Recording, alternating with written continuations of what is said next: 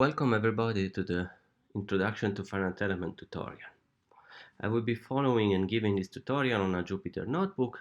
If you want, you can go online and modify and follow the tutorial directly uh, from Binder. Binder is a nice service where you can actually run a notebook directly live without need to install in Python or the notebook itself. The link is on this slide. You can also open it through the QR code. So let's start. The goal of finite element is to solve a partial differential equation, a PDE, on a domain omega. So it will be, for this tutorial, I will be picking the simplest possible PDE, which is Laplacian of u equals 0. And to simplify things further, I will just consider the domain to be in 1D. So in 1D, the Laplacian, which is the sum of the second derivative, is just the second derivative of the function u. Now this equation is weird because the unknown is not anymore a number, but it's a function itself. And we can think about which function u satisfy this equation. And one simple one is u of x equals 0. Of course, the second derivative are 0, and they satisfy this PDE. Another one is u of x equal x. In this case, too, the second derivative are 0, and it also satisfy the PDE. So from this simple example, we can see that just having the PDE is not enough. And in general, when you have a PDE, we have something else associated with it, which is the boundary condition. And the boundary condition will tell us what is the behavior of the function u that we want to have on the boundary of the domain omega. So for the super simple case in 1D, the boundary is just the two endpoint of our domain. Our domain will be a line. So what we want to do is specify what is the value of the function u at the first point of the interval and the last point of the interval. So for example, if our domain is the interval 0, 1, well, we want to know the value of the function u at 0 and at 1. So for example, if we say, well, u of 0 equals 0 and u of 1 equal 1, at this point we have only one solution, which is u of x equal x. It satisfies both the PDE and the boundary condition. Now in finite element, instead of directly solving this Laplacian of u equals 0, which is a complicated function, we have a unknown, which is a function, and we have only one equation. The idea is to multiply this equation left and right with some test function v, and then take the integral. This different form is called the weak form of the original PDE. Now this has two main changes. The first one is we started with one equation and now we have infinitely many. The second one is that the initial equation required the function u to be twice differentiable, the Laplacian needed to exist, and now we only require that the second derivative to be integral. It's a little bit weaker. What's nice about this weak form is that there are important theorem that says that if the weak form holds for any test function v, then u is also a solution of the original PDE, which is also called the strong form. So now we manipulated our initial equation and we obtain another equation which has the same solutions. And now we can start trying to manipulate this integral to make it simpler. So if we go back to high school math, you probably have done integration by part a lot. So what we can do is just use this integration by part theorem. There is a link on Wikipedia. You can just do integration by part and you end up with this formulation. Now if we assume, for example, that our test function v is 0 on the boundary where the function u is known, which is completely possible, we end up with this yet another simplified version. And here again, the big difference from the initial equation to the last one is that now we require only the gradient of the function u to be different, integrable. We don't require the second derivative to be integrable.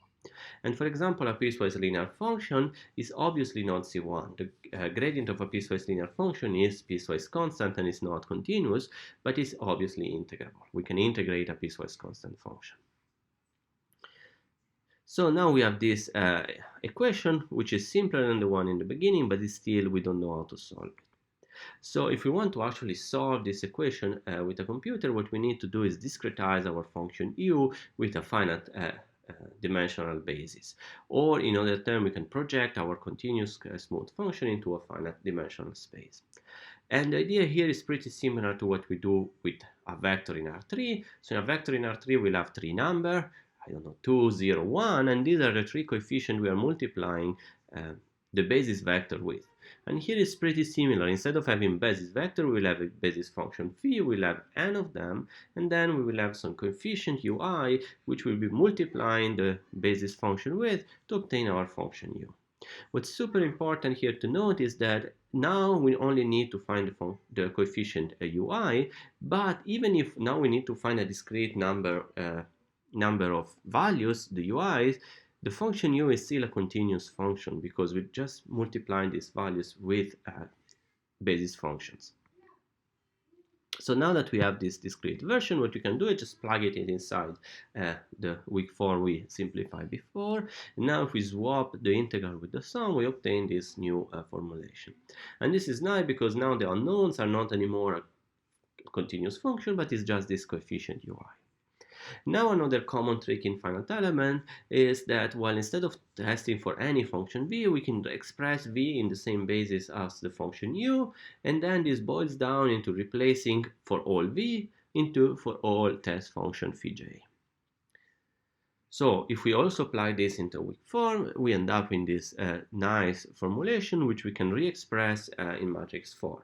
So we have L times u, where u is a vector containing the ui equals 0, and L is just this integral of the product of the gradient, the dot product of the gradient of the basis function integrated over the domain. So you see, we started with a complicated problem, which was Laplacian of u equals 0, and the unknown was a function which we even didn't know how to represent. And by manipulating integral and introducing a finite dimensional function space, we end up with solving a linear system, which is something we know how to do.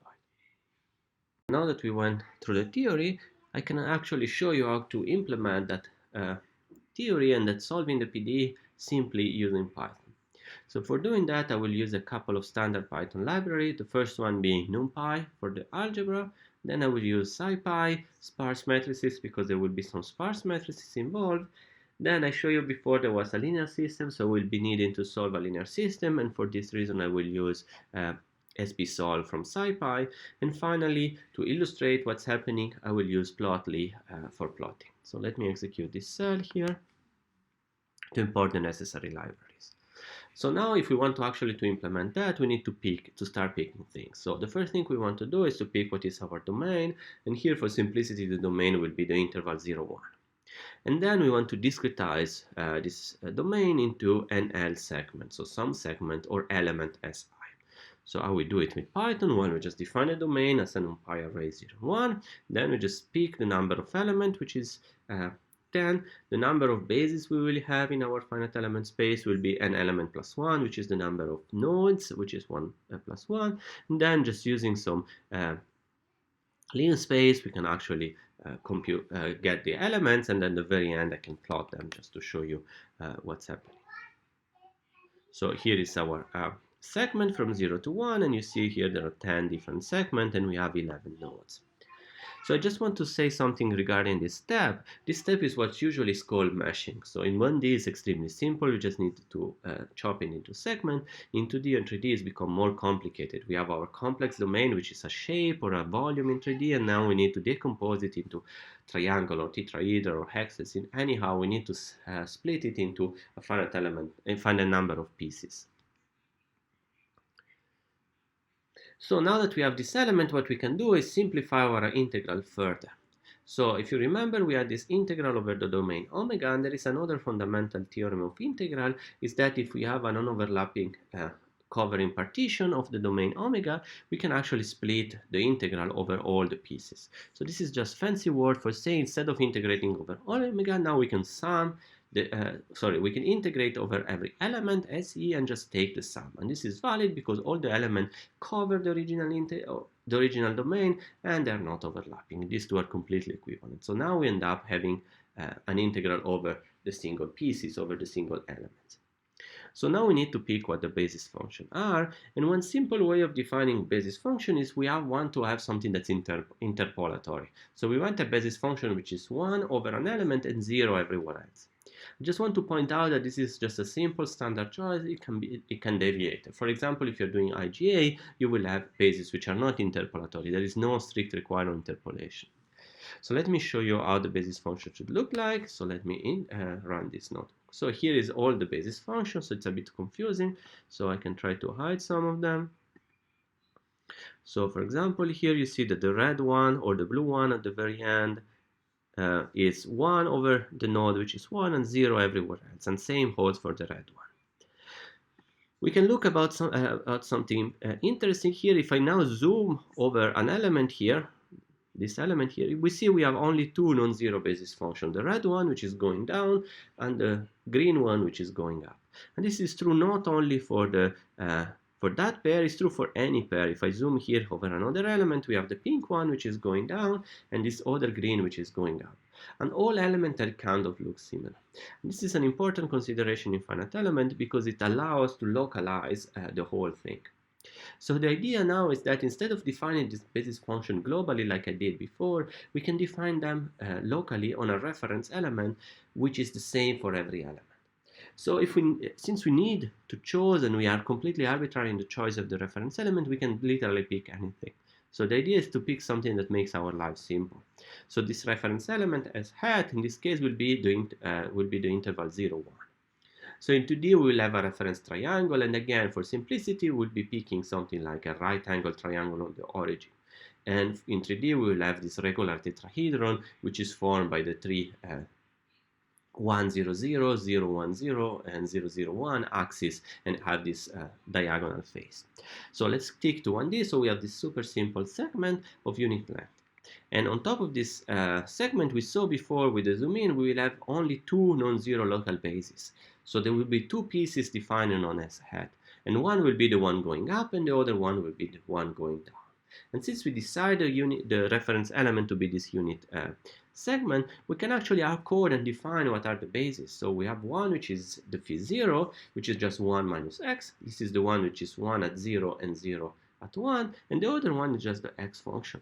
You see here the nice part about having this reference element is we can literally hardcode that stuff, and this simplifies everything a lot. So we can try to plot them to see if it looks like it should be. So here we have only two, one which is the one going down in blue, and the other one is the one going up. And here we have coded the reference element, which is just the segment 0, 1.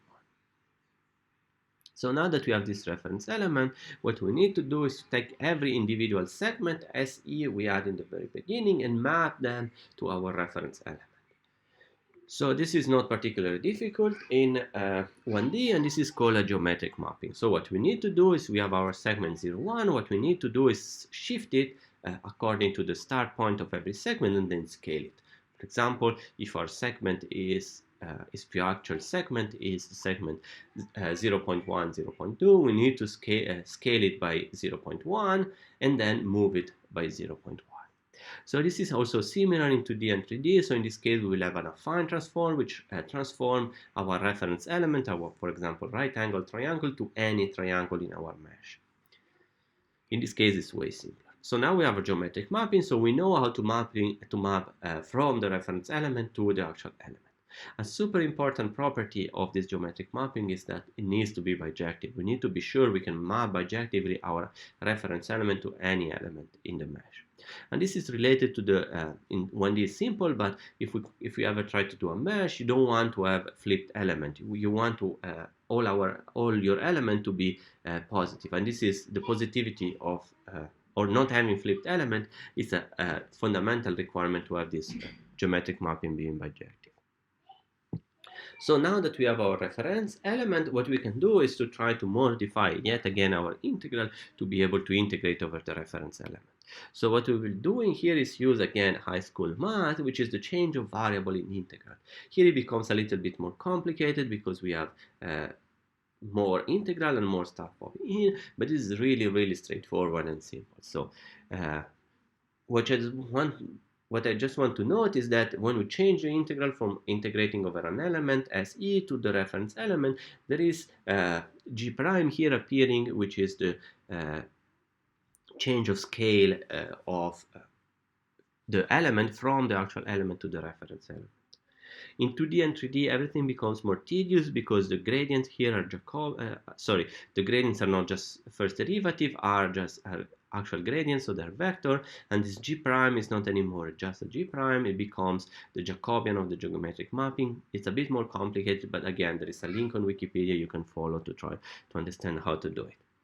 So now we have this integral, and we can try to do a little bit more. So we add this phi of the geometric mapping of x hat, and if we manipulate and look exactly what it is, this is just evaluation of the basis function on the reference element. So this basis function we defined before. So the gradient of the geometric mapping is just since the scaling doesn't, sorry, since the translation doesn't play a role, it's just the scaling here, and then the gradient of the geometric of the basis function with respect in the global coordinate can be expressed in the local coordinate with the gradient of the basis function on the reference element. So these are pretty straightforward. They are not so difficult to show. I just want to gloss over. So if we just use these three facts, we can plug them in this equation and replace everything with something that's extremely simple. So we have this gradient of the basis function and the gradient of the geometric map appearing. We can simplify and we end up with this really simple formula. Continuing, we can try to see if we can localize this integral even more. Because here we had all this sum over all elements, but we saw before that most of them are zero. So how can we actually make it nicer? So what we can try to exploit is the fact that we know that there are only two non-zero bases there, and the only thing we need to be careful is, since we have two non-zero bases, we need to be careful of where these two non-zero bases will be mapping in the global position in the global nodes, and this mapping is called local to global, and it's just mapping the local index 0 or 1 to the actual real 3D node.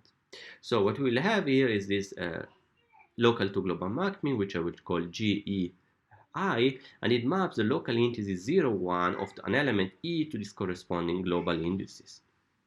So we know we have two non-zero bases, so this is why we have only the index I is only 0, 1. And if we use this global mapping, what we need to do, instead of summing over all n, we know most of them are 0, so we only have two which are non-zero, so we can sum over all element and use the local to global mapping to just use only the one which are non-zero. So now, instead of having a sum over n and then a sum over element, now we only need to sum over the element, and for all elements we only need to compute a sum over two things. So now everything is nice and localized. So now the only missing piece we needed is we had in the previous formula the gradient of the basis function. So if you remember, the basis function was 1 minus x and x. And now again, since we have coded everything, and this is what we wanted to do to hard code everything, we just need to compute the gradient, which is just minus 1 and 1. Here it just seems a little bit more fancy, and the reason why is I just want to have gradient which respect the shape of the input, so I would be using NP1s and minus NP1 for the two gradient, but this is just an implementation problem. So now that's it. Now we can actually start constructing the basis. So for every element, what we need? We need the number of non-zero bases, which is always 2, the two function of the two gradient, which we defined before, the local to global mapping, which maps the local node 0 or 1 to the global nodes, and the geometric mapping and its gradient. So in this case, in 1D, it's extremely simple. So the local to global mapping is just the index of the element plus I.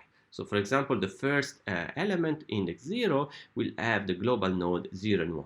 The first element, which will have index 1, will have the global node 1 and 2, and so on. So in 2D and 3D is similar. You can actually use the vertices, the idea of the vertices of the mesh to represent the local to global mapping. So now that we have all these pieces, we can actually implement. So we'll have an array of elements, and we'll just do a loop for every element. So every element will be this dictionary. And on the dictionary, I will store the number of non-zero bases, which is 2 here. Then I will store the two basis function, which is the two basis function on the reference element, which is phi0 and phi1, and their gradient. The local to global mapping we saw before, which is E and E plus 1, and then the geometric mapping, which I will be storing as a function. So it's a function that takes x, and here in this case it's just a scaling, and for the gradient of the geometric mapping it's just a scaling, and just appending everything here. Let me execute this cell. So now we have our element. So now we can use our element before going into the solving the PDE. We can use our element to interpolate a function given in global coordinate. So let's try to think about how we can do it. So since everything is defined with respect to the reference element, what we need to do is to sample the reference element with a lean space, for example, which will be points where we want to evaluate the local basis. And then the only thing we need to do locally is just compute this sum of from 0 to 1 of ui at the global indices, multiply with the basis function evaluating this x hat lean space. And then we can also use the geometric mapping to compute the position of x at the global in the global positions. So this is the function. So I'm just computing the interpolated function u and the interpolated and the position of x in the global coordinate system. So now I need to sample the reference element, which is this x hat, which is 0, 1. So I just sample many points, and now I just do a loop over every element. So the element we defined before that were this dictionary. So the first thing, I just grab the element, and then we want to sum the basis function over the reference element. So I just compute this u log, which is the u computed locally. It's just 0 in the beginning. And now what I need to do is to go over the number of bases, which in this case is 2. If I want to have the global node, I just need to get the global node position I. So this is 1 or 2. And then I just grab the local basis, and what I need to do is just sum over the u local, u at the global node, times the local basis evaluated at this x hat, which is the sampling of the reference element. If I want also, then I just accumulate everything in my global u interpolate. And if I want to also store the global position of x hat, so the image of the geometric mapping, I just need to append to x the evaluation of the geometric mapping at this sample position. And then I just return x and u interpolate. So let me execute this cell. So this is just a function. If you want to try to see what it does, we can just compute some random function u, and this will be just a coefficient, and then interpolate and plot. And this is how it looks like. So we had our, here in orange are the value of u, and in blue we see we're using this interpolating basis, and we know the basis is piecewise linear, so we expect to have a piecewise linear function. So what I want to show you here is that if I move the mouse on top of this line, it's not that it's just passing through these two orange dots. There are a lot of many dots, and these many dots are actually the sampling, the lean space sampling of the reference element. So they are linear because they should be linear. It's not that there are no dots in between. So this shows how we can use the finite element basis to actually interpolate values. So now we can go back to our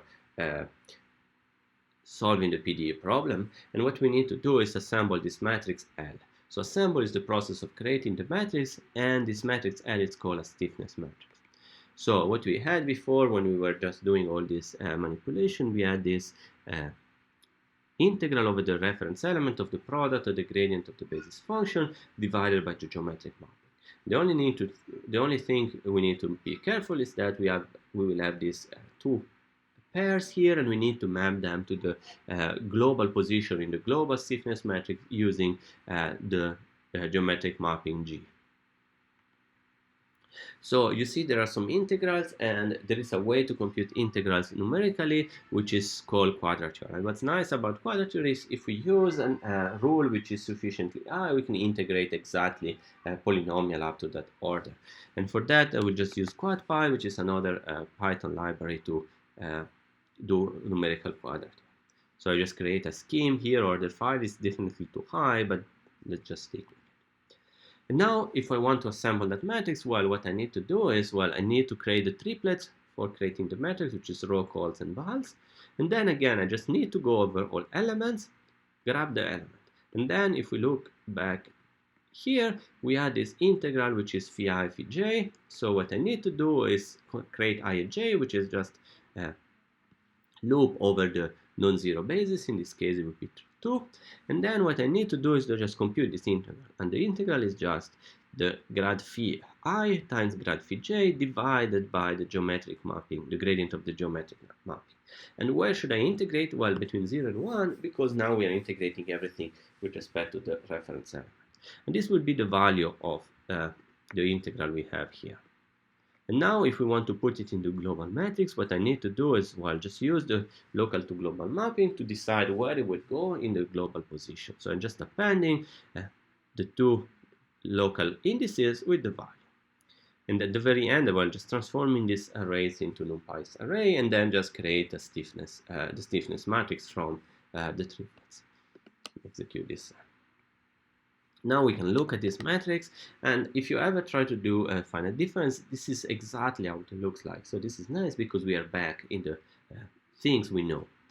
An important difference with respect to finite difference is even if the matrix looks similar, the whole derivation of finite element assumes that this, the solution of the linear system are the coefficient for our basis function. So what we have as a solution is not just the value of the function at certain position at the nodes like in finite difference, but we'll have the coefficient for a continuous function. So the actual solution of a finite element system is a continuous function. Now, well, we just need to set out the boundary condition. So we know the value of the function for the coefficient at 0 at an element. And since the base is interpolatory, we can just set the matrix to identity. So this is just a fancy piece of code that just kills the first and last row of the matrix and replaces it with 1 and 1. So let me just show you how it looks like. So you see the first row is just an identity. So it's 1 and 0 everywhere, and the last row similarly. And this is just a hack to actually enforce the boundary condition. Since we know what is the value there, if we just put a 1 when we're solving the linear system, we'll obtain what we want. So now we just need to set the right-hand side. So the easy thing to do here is, well, we want it to be 0, and then we just want to set to boundary condition. So how we do it, we just create a NumPy array of 0 and set the first and last element, the first one to 1 and the last one to 4. Now, just we want to do is solve LU equal F for U, so we can use this SP solve to obtain U. Now, that's it. We can use the interpolate function we had before to interpolate the function U everywhere in the domain. Now, before actually executing this cell, I discussed with you in the very beginning that we expect this kind of PDE to have a line as a solution. So we want a function where the second derivative are 0. So every linear function has that. And then we want a function which is 1 and 4. 1 at 0 and 4 at 1. So if I plot that, this is exactly what we see. And again, I want to stress here there are many dots in between this orange dot, and this is because we are interpolating this function way denser. Now, before continuing, I want to complicate this problem a little bit more. So we started with this Laplacian of u equals 0, and now what if we want to solve a more complicated PDE, which is called the Poisson equation? And this is just a fancy way to say instead of being equal to 0, we want to be equal to f. And at this point, it becomes way harder to guess what is the solution of this PDE for an arbitrary function f. So one simple thing we can do is assume that the function f is also expressed in the term of the same basis function.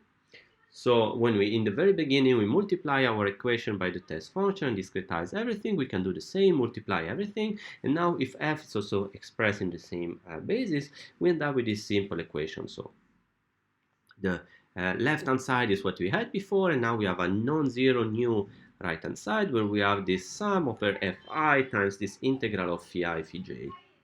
And now we can use the same thing we had before, represent this into matrix form, so we can have LU equal MF.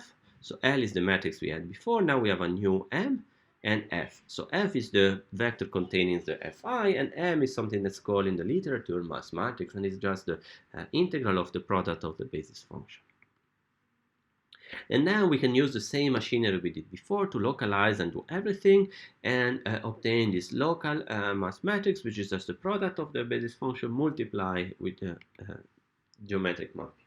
And now important, there is no division as we had before, and the reason why we had no division is we had division before because there was chain rule appearing. Now we don't have any more chain rule because we are not multiplying the gradient of the basis function, we're just multiplying the basis function themselves. And now what we can do is exactly the same as we did before, but now instead of computing the stiffness matrix, we can compute the mass matrix. And this code is exactly the same. The only line that changes is this one. Now instead of integrating the gradient of the basis function, we're just multiplying phi I with phi j, and we are multiplying with the gradient of the geometric mapping. There is no division. The rest of the code is exactly the same. The only thing that changes is the local value. And like that, we just create the stiffness, the mass matrix. And now we can, for example, set the function f to be 4 and have zero boundary condition. So we just create a function f, which is just 4 times 1. Then we multiply with the mass matrix and set the first node of f to be 0 and the last node of f to be 0. Now, as before, we can just solve the linear system using SPSolve. And now we can, exactly as before, interpolating the whole system, the function to get the final function. This is something how it looks like. And again, here in between this, it just happens to be linear, but it's because the basis functions are linear, but there are many dots. Now, before going to the next part of this tutorial, I just want to show you what happens when the mesh is not uniform anymore. So when we don't have the same number of segments everywhere. So let me go at the very beginning here, where we actually created the mesh, where we discretize our segment with a number of with NL, and we were using a linspace. What we can do is just using something random, and now we have the segments which are not uniform anymore. So if I continue here, the theory is exactly the same, nothing changed. If we try to look at the basis, now they're not uniform anymore. But if we zoom on every one of them, everything kind of looks the same. They're different scale, but they're all the same. We always have this one going up and one going down. Now difference is just they're not all the same. So the localization is exactly the same. We have the same local basis. This local basis will look exactly the same. We'll have the only big difference, and it's only about the code, is that the local to global mapping will not be the same for all elements because the scaling will be different. But the idea is exactly the same. We'll have this scaling different now for every element, but we still have the same local to global mapping. And then the rest is the same, the change of variable, all the integral manipulation we did. There was no strong assumption to have all the elements exactly the same. So we end up with the same weak form. The local to global mapping is again exactly the same because we are not changing indices here. The gradient of the local bases are the same too. And the assembly is the same. The only difference is now we have this gradient of the gradient of the geometric mapping and the geometric mapping are not the same, but we were not assuming that before, so the code remains the same. Continue here, so we can use the same interpolation we had, and the geometric mapping will take care of the fact that the elements are all different. So if now I run this, you see we still have this function with a lot of value in between. It will still interpolate the orange dot. The orange dot are not uniformly spaced anymore, but it doesn't matter. We still have this piecewise linear function here happening. We can assemble the stiffness matrix using quad pi exactly as before. Everything will be taken care, but now if you look at the matrix, it will look kind of messy because we don't have anymore this uniformly nice spacing, but it's not really a problem. We can still set the first and last row to identity, so we get this identity again, set up the right hand side, solve the problem exactly as we did before, and now we can just plot it and we obtain the same line as before. It's not that changing the mesh will change the solution of the PDE if the PDE is inside the space of the finite element. So now we have this line which is not anymore uniformly spaced, but it's still a nice line because the solution of the PDE was a line. And if we want to go with a more complicated problem with the mass matrix involved, it's exactly the same. I'm not changing anything. I'm just re-executing the kernels, just recomputing what is f, solving the linear system again. And now here it will look a little bit different, but it's still, if we continue and create more and more elements here, we'll converge into having this nice smooth function. Okay, that's it. The next step of this tutorial will be moving into, instead of having piecewise linear function, we want to have piecewise quadratic or cubic and so on to have a better approximation of our function. Welcome to the part 2 of the Introduction to Finite Element tutorial. In the first part, we went through the theory and the implementation of a piecewise linear finite element basis. Now I just want to show you that with a little of modification, what we can do, we can extend everything to higher order. So as before, I will be using some simple Python library for plotting, for algebra, etc. So let me just execute this. So now what we want to do is exactly as before. We have our domain, which we pick again 0, 1. We discretize it, so we mesh it with n element or segment Si. Now the big difference is that we want to also create some higher order nodes, and this is just a convention or a particular choice in my code here. I will just append the higher order node at the very end. It doesn't really matter where you put the higher order node. It's just important that you remember where these nodes are in the global indices, as we will be seeing. So what we can do, we start with the simple case we had before. So I just create my domain, the number of elements, and just use the linspace just to create the normal element. And now what we want to do is just pick an order, in this case 3. We can change it, but let's stick with 3, meaning cubic. So now we want to add some higher order nodes. So if we have order 3, we will have order -1, so 2 additional nodes in between each one of them. And here the code may look complicated. So again, I'm looping over all element. I'm creating the number of nodes, these lines here. So I'm creating this linspace, and the number of nodes will be like order +1. So for example, for a line, we need 2 nodes, so order 1. For a parabola, we need 3 nodes, 2 + 1, etc. And since the first here and last node are already present in the linear space, I'm just excluding them from the arrays. And then at the very end, just appending the nodes, these higher order nodes. So again, first I'm creating the linear nodes, and then for every element, I'm appending order -1. So if we go cubic, 2 additional nodes at the end of the list in the order from the first element to the last. So as before, we can try to plot and see what's happening. And here we will have the nodes and the other nodes in different color. So the linear nodes, we had them as before in blue here. And in between every linear node, while there is one orange, no, in this case, sorry, 2 orange nodes for the higher order. If we'll be picking order 2, so parabola, so piecewise quadratic, we'll have only 1 orange node. So this is not a big deal. So this is just important to remember that we just append them at the very end in order. So this is where, if you want to go to D or 3D, becomes messy and a lot of bookkeeping. So you need to be careful of where your nodes are and how they are associated. Another important aspect, which is not visible at all here because we're in 1D, is that this higher order node in 2D, for example, if they're on the edges of triangle, they will be shared by 2 different elements. So you need to be sure there's the same index. In 1D, there is only nodes in between elements, so there is nothing shared. Only the linear nodes are shared. In 3D, you may also have higher order node share across faces. So now that we have our nodes, what we can do is go back to the basic idea that we want to define some local basis on the reference element, and the reference element is always our segment 0, 1. And in this case, we'll not have only 2 non-zero bases, we'll have order +1. So in the very beginning of this tutorial, we had the 2, one going up and one going down, because it was linear. If we have a quadratic function, we'll have a 3, etc., etc. So, but again, as before, we only need to define them on the piece of this segment. We don't need to define them globally, which is really nice because we can hard code them.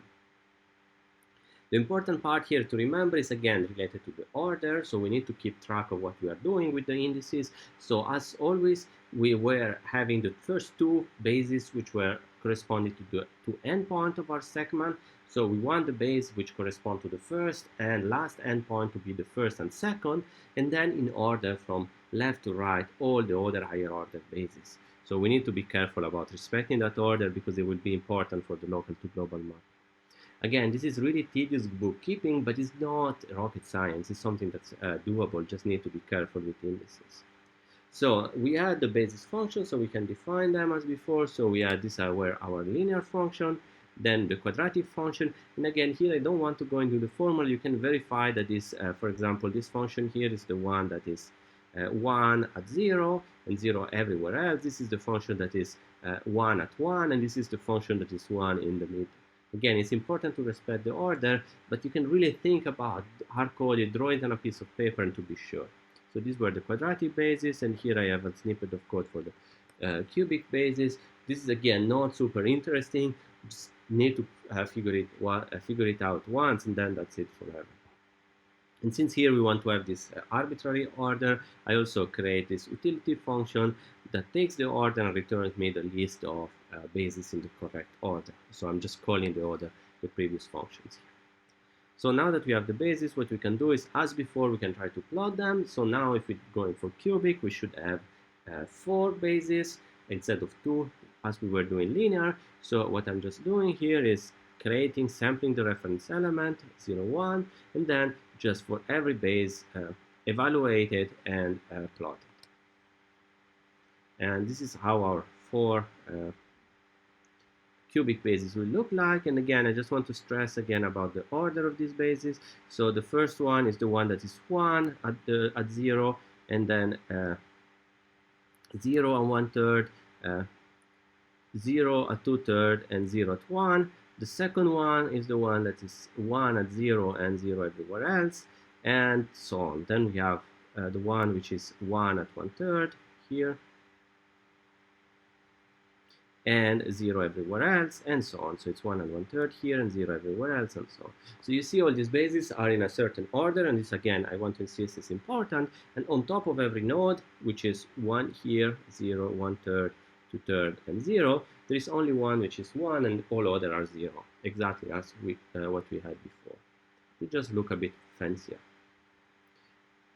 So before we are coding the gradient by just -1 and 1, here it becomes a little bit more complicated. It can be done by hand, but you can be stupid and just use SymPy to just differentiate this function. This is not a super complicated code. Just use a SymPy to differentiate this head function we defined before and just put them in a list so we can get them. So we can, for example, plot the gradient. This is not super exciting. They look really, really weird. There is nothing interesting to see here, but at least we can verify if the gradient look correct and they look nice. So now we can construct the basis with the code with exactly the same code we had before. So the only major difference is how we want to do the local to global mapping. So before we had only 2 nodes, and the first node was E and the other one was E plus 1. Now, since we are doing higher order element, for the other higher order element, what we want to do is take the total number of elements, multiply by E, and add 1. So this again looks extremely complicated, but it's not. For example, the first higher order node of the first element will just be the number of elements. So the number of element -1 will be the last linear element, and number of element will be the first higher order node. So again, if you're confused by that, just think carefully. It's not really complicated, but it's something extremely important to get right, because if you mess up the indices, everything is off. So this is one of the important bookkeeping part in doing finite element. So now we can just redo exactly what we were doing before. So we have our number of bases, which is order +1, not anymore 2. We just pick the bases exactly as we were doing before. The higher order nodes is just this function which I showed you before, and then I just appending from the linear node to the higher order nodes. And here I just want to say something extremely important in finite element. Even if you are using now cubic elements for the solution, it doesn't mean that we need to use cubic elements for the geometric mapping. Geometric mapping is completely decoupled from the choice of the finite element space. And this is extremely nice because we can have a linear geometry. Since our geometry was linear and is linear, there is no need of increasing the order, and we can just increase the order of the finite element space. We can also do the other way around. If we want to have a fancy geometry, for example, a curved geometry, we can just increase the geometric mapping and keep the finite element space low. And this is extremely nice because increasing the order of the geometric mapping doesn't increase the number of coefficients, the size of the linear system, etc. So the efficiency of solving on a higher order geometry is almost exactly as on the linear geometry. But in this case, we want to keep it simple. We just want to increase the order of the finite element space and not of the geometric mapping, so the geometric mapping stays nice and linear. But apart of this higher order node, the rest of the code is literally the same. So now we want to use the defined interpolating function as before. This is exactly the same code as before. The only difference here is that this loop, before it was hard-coded to be 2, now it's something else. We just get something higher order. It doesn't really matter. The code doesn't know that, and the code is literally the same. So now we can test it. So we just need to create this U, and now instead of creating U's only for the low order node, we're also creating some U for the higher order node. So you see here this is the first element, piece of the first element, and this is the second piece of the second element, and we got these two higher order nodes in between. So what's nice to see from this plot is that you see the junction where the element passes, they only see 0. The function is not smooth. This is not particularly important for finite element, but if you actually want to have a solution which is smooth, you cannot, even with higher order element. Everything will be smooth in between an element because we have this cubic function, but across there is nothing forcing it. So now we can assemble the stiffness matrix, and this is, again, I want to insist, is literally the same code as before. We're using quad pi to integrate. We're just doing the loop over element, and here we're doing the loop over ij. See, exactly as before, now the I and j will range in something a little bit larger. But this line, which is the actual integral, doesn't change anything. Again, it's exactly the same as we had before. Now what we want to do is to set the boundary condition. So exactly as before, what you just want to set is data row to identity. And we want to set the right-hand side to 0 and some constant, exactly like before, 1 and 4 for the endpoint of our domain. And then we can just solve the linear system. Now the big difference here is that the matrix L will be a little bit less part. There will be more element in it, so the system will be a little bit more expensive to solve. But since we're in 1D, we don't really see it. So this is the price we are paying. We have more nodes, we have less sparse matrix, so everything becomes a little bit more costly. And now we can try to see our result. And again, the initial PDE was Laplacian of u equals 0, subject to this boundary condition. And now what we had before for the linear case was a line, and now the solution we know analytically should be aligned independently from order, and this is exactly what we get. So we get some higher order nodes exactly as before. We get also some nice interpolating value in between, and all these values are nicely aligned, meaning what we are doing is consistent with the theory. So if the linear function is inside the space of finite element, we can retrieve it, and this is exactly what we get. So this is not really useful to use higher order in this case because the linear would also be fine. What if we want to do something more complicated, so move from Laplace to Poisson equation? So what we need is the mass matrix, and as for the stiffness matrix, the code is unchanged. It's exactly the same code we had before. And now we want to do exactly what we had before. So we want to set the right-hand side to 4. So we want to have a function which is 4 and set the two boundary condition to 0. So exactly the same code as before. We want to solve the linear system exactly as we were doing. And now when we plot it, instead of getting a solution which is piecewise linear, now we get a solution which is piecewise cubic. So even if it's not visible, the solution here across the nodes is not smooth. The transition is just a C0, but in this case it doesn't really look like because the solution is really nice. Okay, now just before finishing, I just want to go back to the very beginning of this tutorial and show you that the same code works even if we have a non-uniform mesh. So if we just create something random. So let me uncomment this part here. So now what we can do is create a random mesh and plot it, and now you see the blue dots are not uniformly spaced. The orange dots are still uniform between the dots because we want the spacing for the order nodes to be the same. So we can just define exactly as before the basis function, so I don't even need to re-execute this code because it's the same. The reference element doesn't change at all. We can use SymPy as before to compute the gradients, reconstruct the basis. Here the only big difference between the code from before and the now code is that the geometric mapping is not anymore constant. It's not the same for all elements. It will be different. We can use the same function to interpolate, and now if I execute this piece of code, we see there is non-uniform spacing between the nodes, but still everything is nice and interpolatory, and as before we get only a C0 transition between elements, like here. We can assemble the stiffness matrix, which is the same code as before, set the boundary condition, set the right hand side and solve the linear system, and at the very end we obtain a line again with non-uniform space, but again the line is there, so we should be able to reproduce the line. So again, we can complicate the problem with the Morse matrix.